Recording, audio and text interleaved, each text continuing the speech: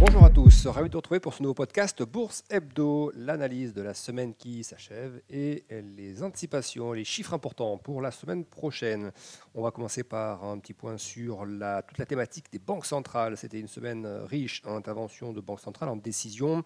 Alors il y a eu quelques décisions, une décision surprise, celle de la Banque centrale suisse qui a abaissé son taux principal de 25 points de base. Ce n'était pas attendu, c'est donc une surprise pour les marchés. Ce n'est pas la plus grosse banque centrale, donc ça n'a pas créé de mouvements particuliers sur les marchés, mais c'est quand même à noter qu'une banque centrale a baissé ses taux en surprenant le consensus. On a ensuite eu un statu quo de la Banque d'Angleterre qui a laissé ses taux inchangés à 5,25%, mais la grosse actu des banques centrales concerne la Fed et la Banque du Japon. On va d'abord commencer par la Banque du Japon, qui, on s'y est attendez depuis quelques semaines avec différentes sources, différentes déclarations de membres de la Banque du Japon indiquant que des décisions allaient potentiellement intervenir. Eh bien, c'est ce que nous avons eu. Ça y est, la Banque du Japon a mis fin à sa politique de taux négatif avec une première hausse de taux depuis 2007. Alors les taux sont revenus à 0%, ils étaient à moins 0,1%. La fourchette a été de moins 0,1 à 0. On est passé sur une fourchette de 0 à 0,10.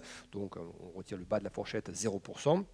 La Banque du Japon qui a également annoncé qu'elle allait mettre fin à ses achats d'actifs sur les actions notamment, donc fini les achats d'ETF sur les actions. On rappelle que contrairement à la Fed ou la BCE, eh bien, la Banque du Japon achetait des ETF sur les actions japonaises, notamment du Nikkei 225, et donc son bilan est constitué d'une partie d'ETF. Donc ça, ce sera terminé. Les détentions seront gardées dans le bilan pour l'instant, mais il n'y aura pas de nouveaux achats d'ETF actions. Et puis, autre décision, c'est celle de la fin de ce qu'on appelle le contrôle de la courbe de taux, c'est-à-dire qu'en gros, la Banque du Japon laissera les taux du Japon fluctuer des taux obligataires, donc le taux 10 ans, le taux 20 ans par exemple, fluctuer librement sans chercher à le modifier, même si, et ça reste quand même un élément important qui fait qu'il n'y a pas eu vraiment de séisme au niveau de ces annonces, c'est que la Banque du Japon a quand même indiqué qu'elle poursuivrait les achats d'obligations souveraines si elle estimait que c'était nécessaire. Donc ça reste quand même une arme redoutable, évidemment, si à un moment donné, les taux venaient à se redresser un petit peu trop fortement. Voilà pour l'actualité de la Banque du Japon. Et puis on passe évidemment à ce qui a constitué un événement majeur cette semaine, parce qu'on attendait de nouvelles projections de la Réserve fédérale américaine. Eh bien, c'est cette décision, donc, ou cette réunion plutôt de la Banque centrale américaine, de la Fed, avec donc cette publication qu'elle réalise une fois par trimestre, ces nouvelles projections. Alors qu'est-ce qu'on peut retenir? Eh bien que la Banque centrale américaine estime que la croissance américaine cette année sera plus importante que ce qu'elle avait anticipé lors de ses projections de décembre. Elle estime également que le taux de chômage sera un peu plus faible que ce qu'elle avait estimé en décembre dernier. Donc ça, c'est des projections pour la fin 2024. Donc, hein. Et elle estime également, et là par contre il faut être un peu plus vigilant à ça, que l'inflation PCE cœur, donc c'est une des mesures d'inflation, mais très surveillée par la Fed, ce qu'on appelle l'inflation sous-jacente PCE, eh bien la Fed considère que cette inflation sera en revanche un peu plus élevée, de 20 points de base de plus, que ce qui était anticipé lors des projections de décembre dernier. Donc, c'est quand même un tableau plutôt globalement bon. En termes de projection, on attend une croissance meilleure, un taux de chômage qui reste plus faible. Une des contreparties potentiellement, c'est que l'inflation en revanche reste un peu plus élevée parce que l'activité économique reste bonne et que le taux de chômage reste faible. Un taux de chômage qui reste faible, eh bien, ce sont des salaires dont la progression ne ralentit pas forcément très fortement, et des salaires qui progressent à plus de 4% par exemple. Eh bien, effectivement, ça peut freiner un petit peu le retour de l'inflation vers le 2%. Donc, après ces projections, on attendait quoi? On attendait les propos de Jérôme Powell, comment lui voit la situation actuelle. Et c'est très important, on sait très bien que d'un côté il y a le communiqué et les projections, mais que l'interprétation qu'en fait Jérôme Powell eh bien, est tout aussi importante. C'est lui qui nous dit, moi je retiens que cet élément-là est plutôt positif ou cet élément-là est plutôt négatif. Et globalement, ce qu'on retient de son discours, c'est que il n'a pas forcément eu le ton qu'on pouvait attendre de lui par rapport à ce communiqué. Il a expliqué, comme on l'avait remarqué donc sur les statistiques des derniers mois, janvier-février notamment, que l'inflation était un peu plus résiliente, qu'il y avait une espèce de petit rebond dans certaines projections, notamment dans certains résultats d'inflation, inflation PCE notamment, d'un mois à l'autre il y avait un rebond, ou des résiliences sur l'inflation CPI également, donc une autre mesure de l'inflation, ou encore sur les prix à la production. Et donc Jérôme Powell, il dit, voilà, on a noté qu'il y avait en gros une bosse, et il dit une bosse sur le chemin, donc sur le chemin du retour de l'inflation vers les 2%. Et il a dit, nous ne savons pas aujourd'hui si c'est seulement une bosse, c'est-à-dire en gros une bosse et puis on reprend la route normalement, ou est-ce que c'est plus qu'une bosse, à savoir est-ce que c'est pas quelque chose d'un peu plus pérenne, c'est-à-dire un petit rebond ou une résilience de l'inflation qui va persister, voire un peu réaccélérer. Et donc, il a rappelé que la Fed était data dépendante, qu'elle prenait ses décisions par rapport aux données économiques. Il note dans son discours que les derniers chiffres d'inflation ont été plutôt un peu rebondis. Il explique que la Fed reste vigilante à l'inflation, etc. Donc on se dit, jusque-là, à peu près, c'est un discours de vigilance assez normal, ni trop agressif, ni trop accommodant. Mais il y a une petite phrase qui est la phrase qui a fait, d'ailleurs, que les marchés ont bien apprécié cette réunion, c'est qu'il a dit, on note effectivement cette bosse, on ne sait pas si c'est plus qu'une bosse ou pas, mais je reste confiant, sur la suite, en fait. Un banquier central qui vous dit qu'il reste confiant, ça veut dire qu'il tire lui-même la conclusion que ce qu'il voit ne l'inquiète pas, et que donc s'il est confiant, c'est que les baisses de taux vont arriver ensuite, et donc probablement au deuxième trimestre, et probablement donc à la fin du deuxième trimestre, un peu comme pour la Banque centrale européenne. Alors pourquoi on analyse ça en détail comme ça, ces propos de Jérôme Powell? Parce qu'on peut aussi considérer que face à cette persistance de l'inflation en début d'année, avec en plus un rebond des matières premières en parallèle, donc qui peuvent, par rapport à des effets de base, créer aussi un petit rebond de l'inflation induite par les prix de l'énergie, qu'il pouvait adopter une attitude peut-être un peu plus centriste, un peu plus neutre, et pas forcément nous rappeler, même si peut-être qu'il en est convaincu, qu'il a confiance. Si la Fed est data dépendante, le communiqué aussi qui accompagne ces données économiques, qui justifie donc d'être toujours assez vigilant sur les taux, ce discours doit refléter les données économiques. Or là, il y a une interprétation un peu personnelle de Jérôme Powell qui fait un peu fi, finalement, de ce qu'il observe. Le marché a retenu ça, Jérôme Powell est confiant malgré cette résilience des chiffres. Donc, on a vu quoi? On a vu les marchés actions repartir de plus belle à la hausse, etc. Et donc une volatilité qui s'est à nouveau écrasée dans la zone à peu près 12,5, 13, ce qui est très faible comme volatilité. Et ce, pas à n'importe quel moment. Au moment où les marchés actions ont déjà performé incroyablement bien depuis plusieurs mois, plus de 30% de performance sur le Nasdaq en moins de 5 mois, 27% de performance pour le SP500 en moins de 5 mois, ce sont de sacrées performances. Et le fait donc de ne pas finalement épouser les chiffres économiques et de ne pas afficher une position assez neutre que requièrent ces chiffres économiques par rapport aux baisses de taux à venir ou pas, ou rapidement ou pas, eh bien, il a, un peu comme il avait fait en décembre, donné des précisions au marché dont le marché n'avait pas forcément besoin à ce stade. Peut-être qu'il en a trop fait une nouvelle fois. Peut-être qu'il a donné au marché des choses parce qu'il ne voulait pas que les marchés interprètent mal les choses, que ce soit le marché obligataire ou le marché action. Et donc, il a donné encore une fois des éléments d'appréciation. Mais on rappelle une chose, c'est qu'en décembre dernier, quand il parlait des baisses d'inflation, des baisses de taux qui allaient arriver, nous sommes en mars, il n'y a toujours pas eu de baisse de taux. Très peu probable qu'il y en ait en avril et en mai. Donc, vous voyez qu'en ouvrant la porte de baisse de taux dès le mois de décembre, celles-ci n'interviendront au mieux que 6 mois après. Y avait-il donc besoin 6 mois auparavant de dire on va baisser les taux, si ce n'est finalement caresser un peu le marché dans le sens du poil, brosser le marché dans le sens du poil? Et est-ce que c'est bien le job de la Fed de faire ça? On peut rétorquer, ben oui, mais les taux, il fait quand même attention que les taux ne repartent pas trop à la hausse pour ne pas non plus casser l'économie. Bien sûr que ça, c'est des éléments qu'il faut surveiller. On ne lutte pas contre l'inflation en cassant l'économie. Il faut la ralentir, freiner un peu la consommation, maîtriser tout ça. Ça, c'est un soft landing. Mais il faut quand même rappeler que quand Jérôme Powell avait été accommodant en décembre dernier, les taux étaient déjà très largement détendus. On était à plus de 5% sur le pic des taux à 10 ans, notamment à 5,03 quelques semaines auparavant. Et quand Jérôme Powell avait parlé en décembre, on était revenu déjà aux alentours de 4,2%. Et ses propos avaient amené les taux à 3,8%. Et derrière, en janvier-février, plusieurs membres de la Fed avaient dû expliquer que non, les baisses de taux, ce n'était pas pour tout de suite. Vous voyez, donc, on peut parfois reprocher à Jérôme Powell finalement une position toujours très pro-marché. Alors tant mieux pour ceux qui sont investis sur ces marchés et qui profitent de ces propos.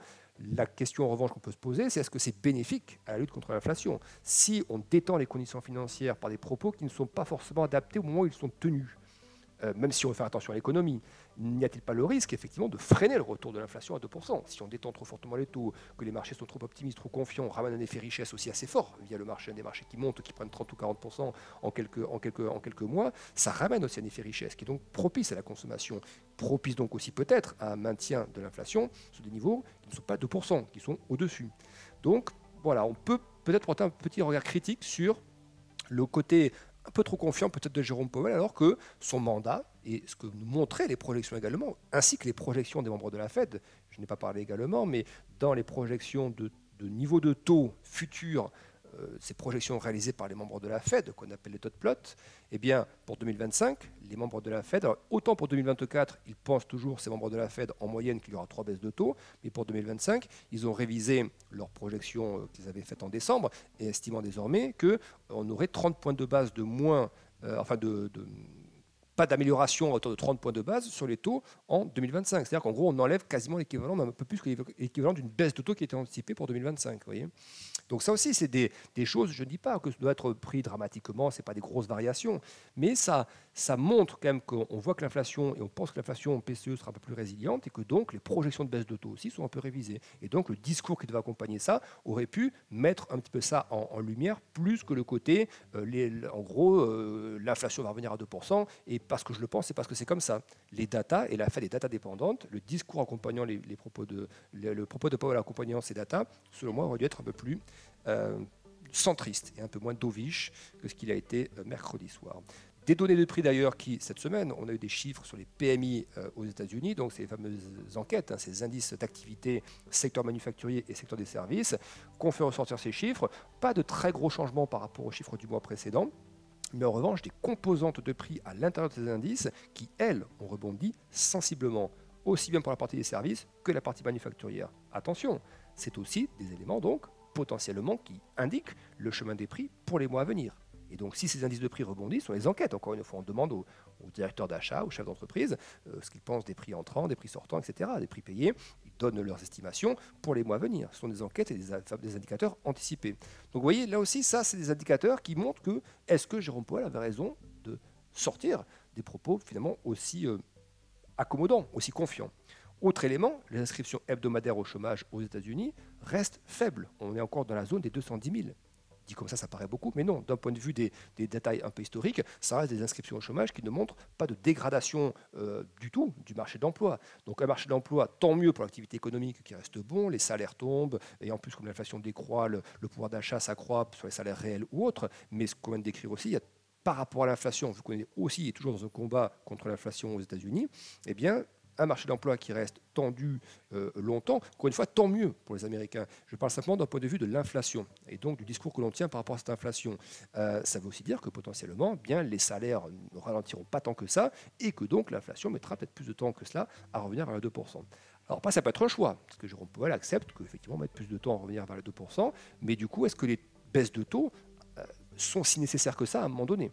Et y aura-t-il finalement les 3 baisses de taux que la Fed anticipe toujours pour cette année? Oui, donc il y a quelques aspects comme ça un petit peu contradictoires entre les propos de Jérôme Powell et puis l'ensemble des données qu'on a eues à la fois dans les projections de la Fed et puis même les données macroéconomiques qu'on a eues cette semaine aux États-Unis. Autre information de la semaine qui est plutôt favorable pour les baisses de taux de la Banque centrale européenne. On a eu des chiffres sur les progressions de salaire en zone euro pour le 4e trimestre. C'est toujours très retardé comme chiffre, mais on les a eus. C'est 3,1% de progression au 4e trimestre en rythme annuel, alors que le trimestre au T3, donc de 2023, c'était 5,2%. Donc on voit quand même qu'effectivement, déjà en fin d'année dernière, il y a une progression un peu moins forte des salaires, mais la BCE attend d'avoir d'autres indicateurs sur les salaires qu'elle n'aura qu'au mois de mai ou que d'ici le mois de mai pour prendre une décision très probablement que les baisses de taux de la BCE interviendront au mois de juin. C'est déjà ce qu'on avait analysé la semaine dernière dans le podcast. Vraiment cette impression que ça y est, le choix est fait pour la BCE. La première baisse interviendra en juin. On termine également cette partie d'analyse de la semaine avec quelques datas, des chiffres plutôt bons pour le sentiment économique en Allemagne. L'indice ZIU qui a encore rebondi pour un nouveau mois, notamment dans l'enquête ZIU, donc du sentiment économique en Allemagne. C'est la situation en Chine. Certains acteurs économiques allemands considèrent que la situation en Chine est plutôt en train de se stabiliser, de s'améliorer un petit peu. Ils apprécient également l'idée que la Banque centrale européenne va commencer à baisser les taux au 2e trimestre. Et puis également, ils sont assez favorables. Enfin, ils ont une vue qui reste assez correct de leur économie dans les mois à venir par rapport également au niveau de l'euro versus le dollar. Donc voilà, on a dit ce ZIU, un sentiment économique qui s'améliore un peu en Allemagne. On l'avait déjà noté ça aussi, qu'il y avait un tout petit peu de mieux sur l'Allemagne par rapport à la balance commerciale notamment, sur les chiffres de la consommation également. Simplement cette semaine, on a eu des PMI pour la zone euro, assez mitigé, qui se dégradait pour la France, secteur manufacturier, secteur des services. Et en revanche, pour l'Allemagne, ça s'améliorait dans les services, ça se dégradait à nouveau un petit peu sur la partie manufacturière. Donc assez hétérogène, mais dans l'ensemble, parce qu'on prend le PMI composite pour la zone euro, donc qui inclut tous les services, le manufacturier pour la zone euro, c'était une petite progression quand même par rapport au mois précédent. Donc ce qui semble là aussi indiquer que le creux d'activité en zone euro a été vu et qu'on va plutôt aller vers une stabilisation et une petite amélioration de la situation dans les mois à venir, d'après ces indices PMI. On termine rapidement avec aussi cette info sur le luxe. Kering qui a publié ses résultats, de mauvais résultats, déception, et ça a donc tiré une partie des valeurs du luxe à la baisse. Et on voit que cette fin de semaine également, là, il est à peu près 15h40 quand j'enregistre ce podcast, on voit que la situation reste toujours un peu aux prises de gain sur les valeurs du luxe, et que c'est notamment Kering qui a un petit peu plombé tout ça, qui a plombé l'ambiance cette semaine. La semaine prochaine, rapidement, on aura donc une semaine pas très chargée en data, mais des données qui sont quand même intéressantes à surveiller. Lundi, on aura un discours de Raphaël Bostic, le fameux Raphaël Bostic, qu'on avait beaucoup écouté ces derniers mois, parce qu'il a donné une vision assez juste de la trajectoire des taux et du nombre de baisses de taux anticipées. Il avait beaucoup parlé, notamment pour corriger d'ailleurs un petit peu ce que moi j'avais qualifié d'erreur de Powell en décembre. Voilà, donc Raphaël Bostic, toujours intéressant à écouter. Il parlera donc lundi après-midi. On aura des chiffres sur les ventes de logements neufs aux États-Unis également. Et puis les minutes également de la Banque du Japon, donc voir un petit peu ce qui s'est dit pendant cette réunion dont on vient de parler.